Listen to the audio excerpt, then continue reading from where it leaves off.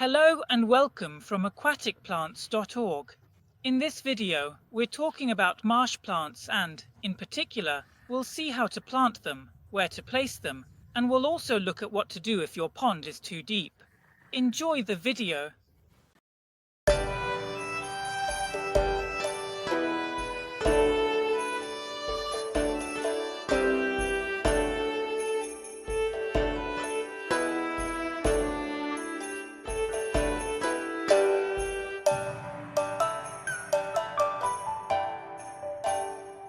Marsh plants are those that need to grow in the shallower perimeter area of the pond. Here we have a Pontideria cordata and a Hippurus vulgaris, which we'll use in our example to show you how to plant them. Marsh plants are very important in the pond for several reasons. First, they're aesthetically pleasing and give the pond a more natural look. For example, in large natural lakes, marsh plants naturally grow in the shallower perimeter areas. The most important aspect is that they release oxygen through their numerous roots. So, they're very useful for triggering phyto-purification, the process by which plants purify the water. But I've discussed this topic in detail in the video series available on our website. If you go to aquaticplants.org, you'll find a green button labeled Create a Balanced Pond. There, you can access a video series divided into 4 parts where I explain in detail the 3 essential types of plants for a balanced pond and the role of each. And also, which other types of plants should be avoided. So, if you watch this video, if you haven't already, you'll see in detail everything you need to know about pond phytopurification. In this video, we talk in detail about how to plant these marsh plants. First of all, let's start with the matter of planting depth. Each plant species has its own optimal planting depth. For example, Pontideria cordata should be planted with 10 to 20 centimeters of water above the base of the plant. You can find this information on our website, in the marsh plant section, where you'll find the technical sheets for each plant and see the specific planting depths. It should be noted that, once planted, these plants can also tolerate greater depths. For example, the optimal depth for Pontideria is between 10 and 20 centimeters, but once the plant grows and becomes well developed, it may even thrive at depths of 30 to 40 centimeters. So I recommend following the recommended planting depth. Then, once the plant has grown, you can also place it a bit deeper. The planting depths refer to the collar of the plant, so let's look at the case of the rhizome of Pontideria cordata, which is a rhizome that grows horizontally. You can see it clearly here. This lighter part should be placed under the soil. Roughly speaking, Pontideria cordata should be planted with soil covering it up to this point. So, from this level, the soil should reach where you see the stems of the plant, which are a darker green. From here upwards should be left above the soil. The planting depth is measured from this point, so, from here, a depth of 10 to a maximum of 20 centimeters. For plants that you receive in a temporary pot, such as Hippurus vulgaris, the collar is simply the level of the soil. So, this is a plant that tolerates planting depths between 5 and 10 centimeters of water. So, for example, from a minimum like this to a maximum of 10 centimeters. So you'll simply need to remove the plant from the pot and place it in the basket, as I'll show you now. Now let's move on to the matter of baskets. First of all, I recommend using these microperforated baskets, as they allow the plant to play a greater role in phytopurification. This is because the roots will grow out of these baskets and more easily reach into the pond, releasing oxygen at depth.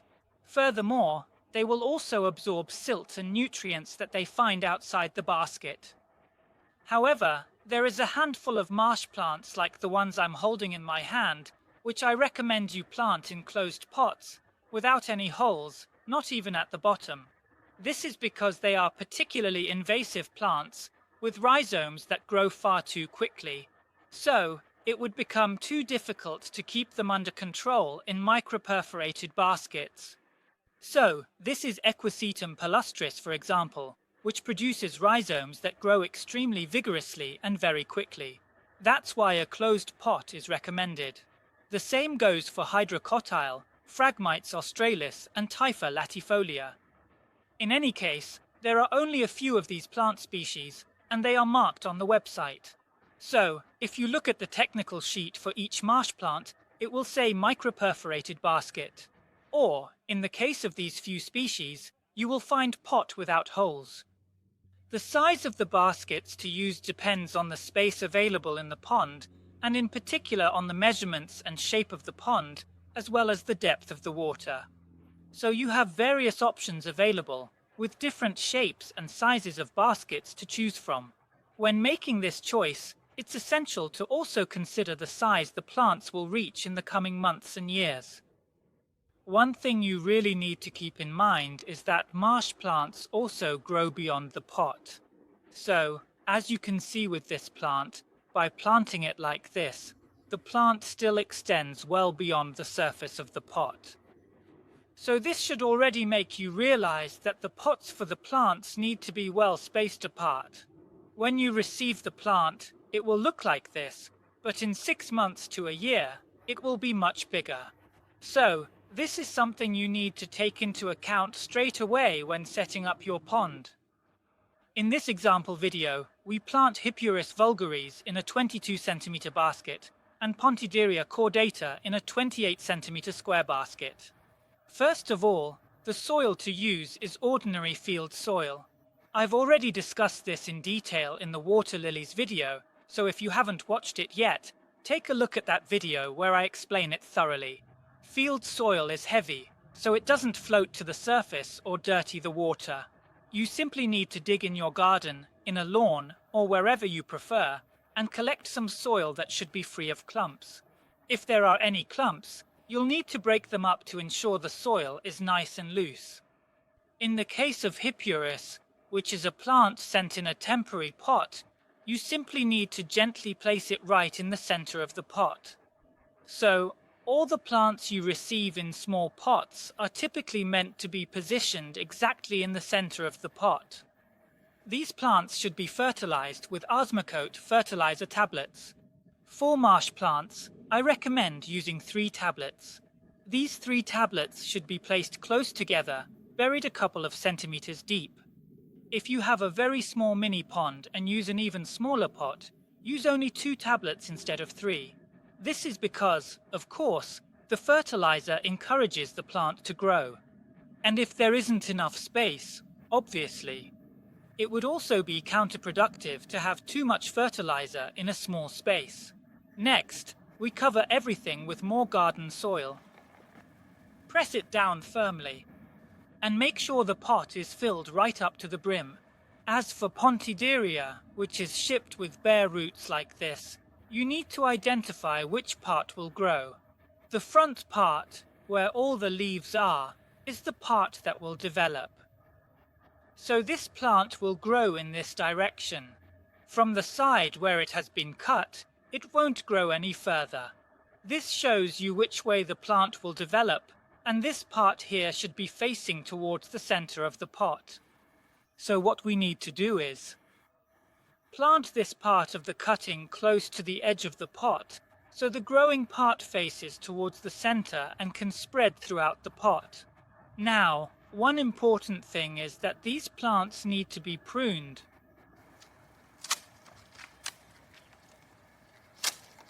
So we're going to cut off the oldest leaves. The plants that need pruning will already be pruned when you receive them, so you won't have this problem. If there are too many roots, we'll prune those as well. Again, in this case, the plant, the Pontideria, you'll receive it already prepared like this, so it will be ready to pot straight away. So we plant it like this, covering it with soil up to this point. Again, we add 3 Osmocote fertilizer tablets, placing them mainly where the growth is, so not over here.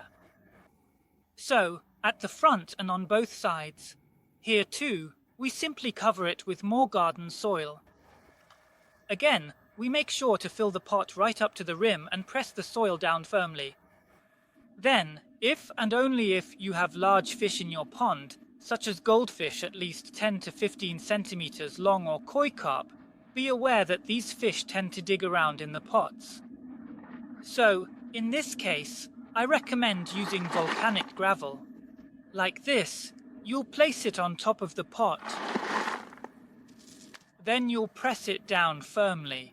Naturally, you should avoid putting large stones in the areas where the plant needs to grow or applying too thick a layer of this gravel.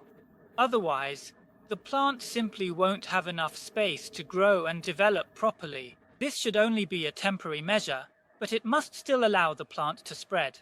It is strictly forbidden to use calcareous gravel, whether white, grey, or yellowish, as it releases lime, which is harmful to aquatic plants and promotes algae growth. So, you can use volcanic gravel, which is the optimal choice, or non-calcareous gravel as an alternative.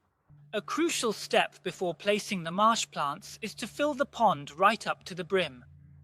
So, if you have an overflow pipe, the maximum water level will be that of the pipe. If you don't have one, the maximum level of your pond will be at the brim, the highest point the rain can reach. Once you've established the maximum water level your pond can reach, you'll know the depth at which to plant the marsh plants. And, if necessary, you'll need to create some raised platforms to place under the pots. Now it's time to place our marsh plants in the pond. This is one of our ornamental ponds and, as you can see, it already has other marsh plants positioned along the perimeter. Normally, in all ornamental ponds, marsh plants are placed around the edge. This is both because, during construction, shallower areas are usually created along the banks specifically to place marsh plants, and also to make construction easier. By creating a shallower perimeter area, you reduce the problem of excessive depth, and the soil is also better compacted. There is less risk of landslides. So, a perimeter step is created where there is about 30 centimeters of water along the edge, which is exactly where the marsh plants are placed. In this case, this pond is made the same way. So, the central area, where the water lilies are, is deeper, while in this area where I am now, the depth is definitely less. This is a pond made without a liner, and the shape is a bit irregular. So now, to plant our marsh plant, we need to try it out. Or rather, measure the depth. So, if it matches the height of the pot, that's fine. Otherwise, we'll need to place some supports. Behind me, there are concrete blocks of various sizes, or, for example, bricks and other small terracotta tiles. These are useful because, as you can see, they have different heights, providing various options for creating supports.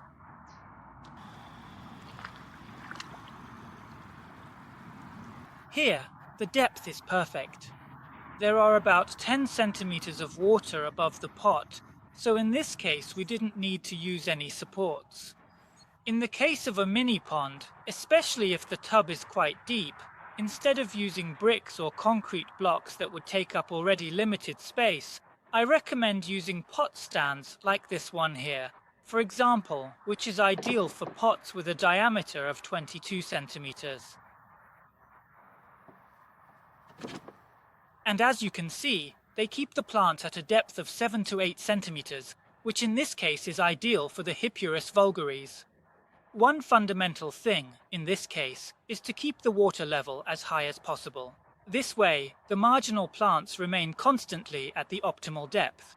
You now have all the essential knowledge to plant marsh plants in your pond. If you already have a pond with aquatic plants but don't yet have any marsh plants, you can find them on our website aquaticplants.org in the aquatic plants for sale section, under marsh plants. There you'll find all available species. If, on the other hand, you would prefer our staff to select the most suitable marsh plants for your pond, you can also find mixes of marsh plants where, based on certain characteristics you specify in your order, our staff will select the most suitable plants for your specific case. If, however, you have a new pond without any aquatic plants, I recommend looking at the Easy Pond Kit section, where you'll find kits containing water lilies, marsh plants, and submerged plants, the 3 essential types needed for a balanced pond. So in this case, I suggest you start by sending us some information about your pond, such as photos, measurements, features, and sun exposure. Based on this information, our team will select the best plants for you to achieve a wonderful result for your pond, both aesthetically and functionally, as well as in terms of phytopurification. That's all for today. See you next time.